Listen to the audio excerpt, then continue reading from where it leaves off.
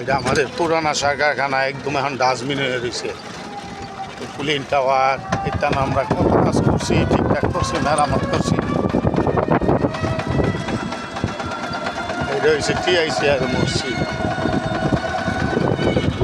পিতার ব্যস্ত মসজিদ।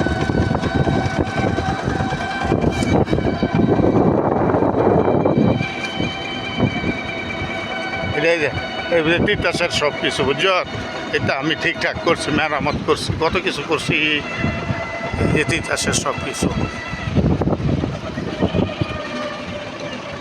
এটা নতুন সার কারখানা, পলাশ ইউরিয়া সার কারখানা। এখন ঘোড়াশাল ইউরিয়া সার কারখানা ক্যান্সেল করে দেশ বিদেশের বৃহত্তম সার কারখানা ঘোড়াশাল ইউরিয়া সার কারখানা।